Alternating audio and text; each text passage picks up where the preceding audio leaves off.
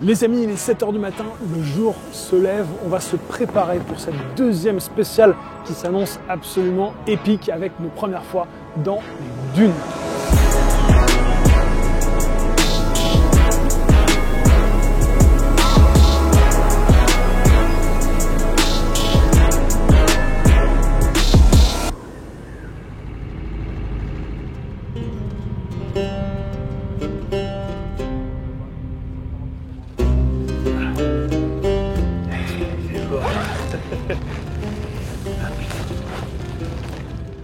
En vrai, comme là les toilettes sont un peu loin, le vrai hack, ce serait une sorte de ce qu'on appelle le pénilex, la gaine de pénis.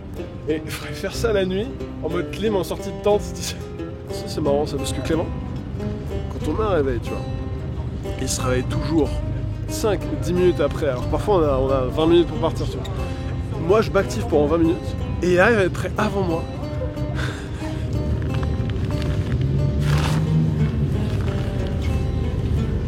Il fait jour.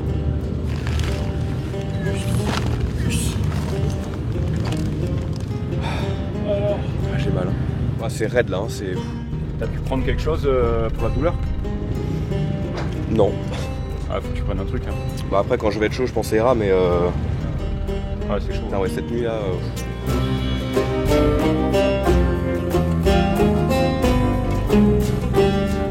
moi c'est un truc qui me dit, ok, c'est faire comprendre l'effort réel physique et la souffrance du sport mécanique et surtout du rallye-raid en moto. Vraiment, piloter une moto tout-terrain avec du rythme dans des terrains défoncés comme ça, c'est une sollicitation physique pour le corps qu'on retrouve dans pas beaucoup de sports. Tu vois. Ça peut rentrer dans les catégories des sports où quand tu connais rien, tu te dis bon, le golf, est-ce que vraiment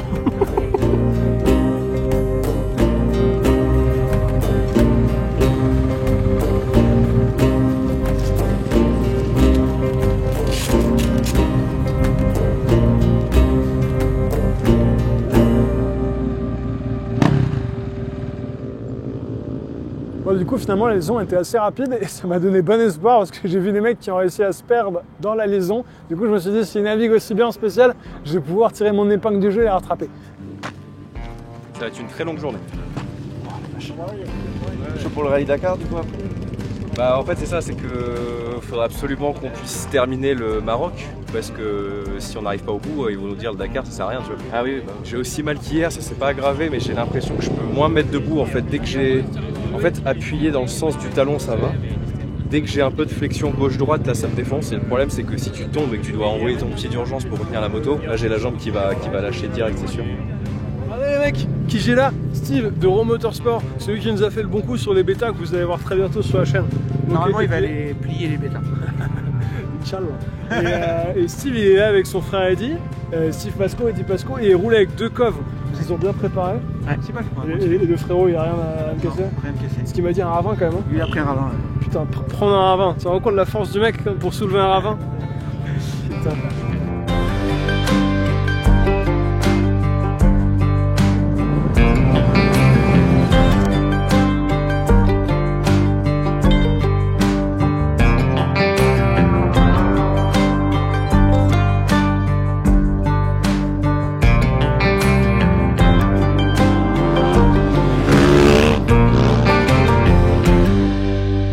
Le départ est lancé et là c'est gaz en grand, la piste elle est assez rapide tu vois, donc c'est assez sympa de commencer sur des notes un peu aiguës en termes de régime moteur, on va dire ça comme ça, et assez rapidement on arrive dans les premiers dunettes qui sont un peu ponctués en fait par des arbres à chameau, donc ça c'est pas évident à naviguer parce que c'est au cap, c'est-à-dire tu as une direction qui est donnée, tu mets en tête au début et tu essaies de faire ton chemin parmi les dunes.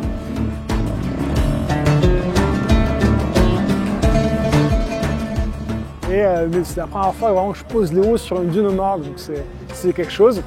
Je sors de là, pas trop épuisé, j'étais bien content. Ça enchaîne sur des pistes rapides, et là je me rends compte d'un truc, c'est que je me sens vachement bien dans ma nave. Contrairement aux jours précédents, c'était un peu la galère, je vous cache pas.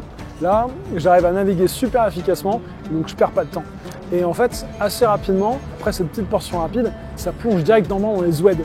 Alors les oueds, c'est des sortes de grandes rivières asséchées dans lesquelles souvent on peut retrouver du sable et c'est souvent bordé par un lit de rochers sur les côtés. Et donc tu plonges à l'intérieur, et là, t'as beau avoir de la caillasse, ça reste un peu de sable, donc tu mets du gaz.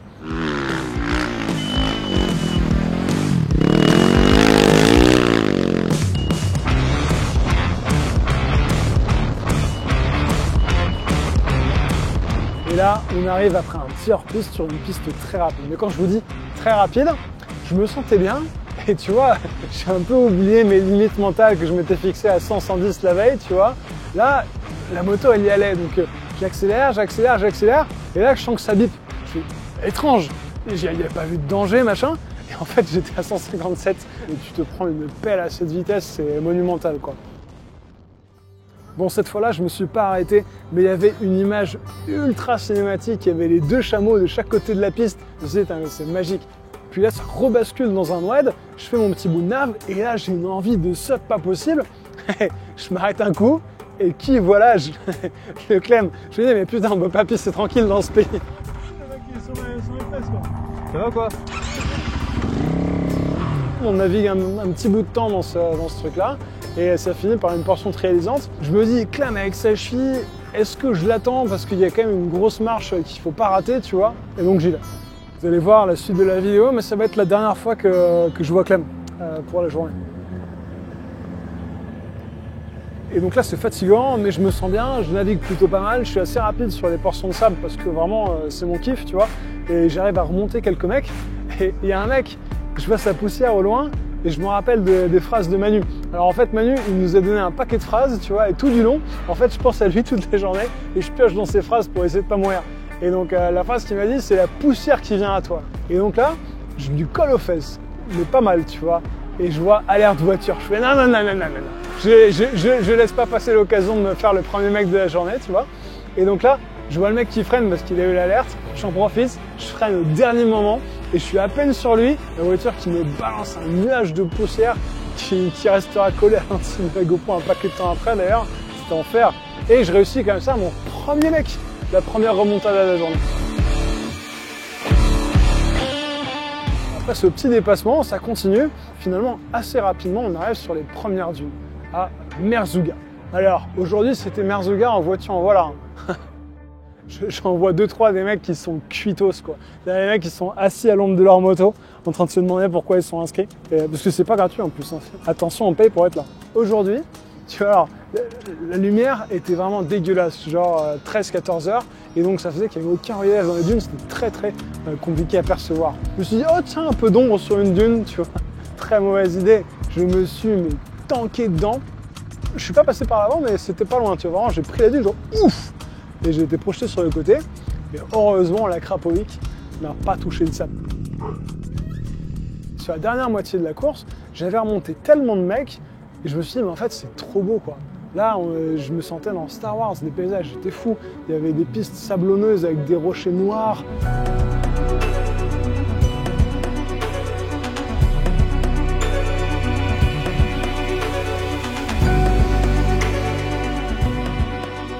Vraiment, enfin, les couleurs étaient magnifiques, c'était sublime quoi.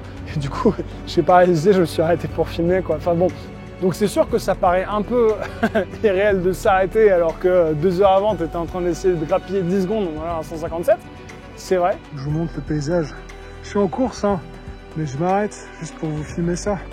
Parce que, waouh! Moi, c'est vraiment ce qui me motive depuis des années, en fait, faire la course dans le désert, dans ces paysages magnifiques.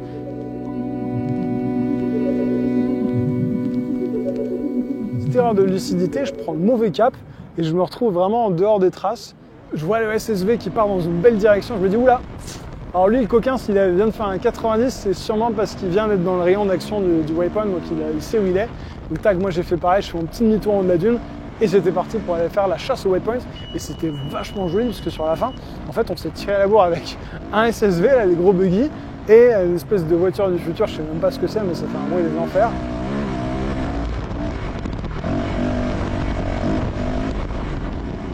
J'ai essayé de les doubler dans la validation des waypoints finaux, tu vois.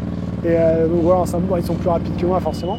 Et une belle séquence à l'arrivée, on s'est un peu tiré la bourre avec eux, c'était rigolo. Et voilà, j'espère que les photographes ont fait des belles photos, parce qu'en tout cas, j'ai fait ma meilleure performance malgré la fatigue. Oh, it's cold! Amazing! Oh là là! Allez, Jamie, ligne d'arrivée, Poisson fraîche. Et donc, ce qui nous amène à la ligne d'arrivée. Et ça, c'est moins drôle. Ouais, du coup, ouais, j'apprends la nouvelle.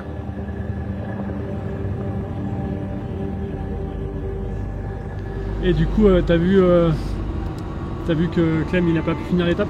Ouais, mais j'ai pas vu pourquoi, mais j'ai vu qu'il a pas fini. Clem il est actuellement à l'hôpital des Rachidiens. Il s'est cassé la clavicule. Oh non. Sur une dune.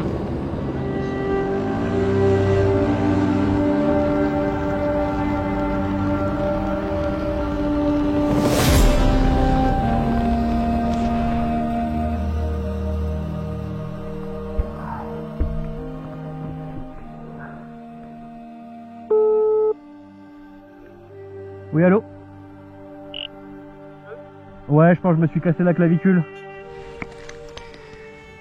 Oh, sa mère. 100% j'ai cassé la clavicule, j'ai une douleur vive là.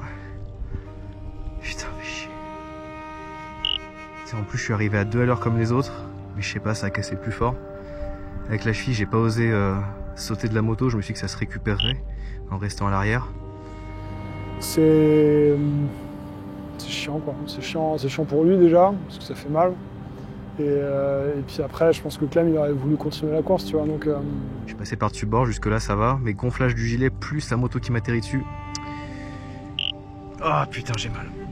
Je vais continuer la course, je vais essayer de pas me fumer, parce que moi je veux vous rapporter des images du désert, tu vois, je veux vous rapporter ces images de course.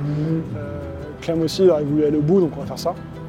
Il y a beaucoup de gens auxquels je pense, tu vois, quand je roule, parce que mine de rien, quand même, entre deux waypoints, t'as quand même le temps d'un peu réfléchir, tu sais, sur les longues lignes droites, t'es comme un idiot, tu vois. Et non, bah, je pense à beaucoup de gens, je pense à Manu qui nous a donné tellement de conseils là, sur ce rallye, c'est des amours avec Angèle, ils font un travail formidable pour les pilotes sur la partie mécanique, mais aussi sur la partie, tu vois, préparation, qu'on se sente bien avec eux dans cet environnement qui est nouveau, tu vois.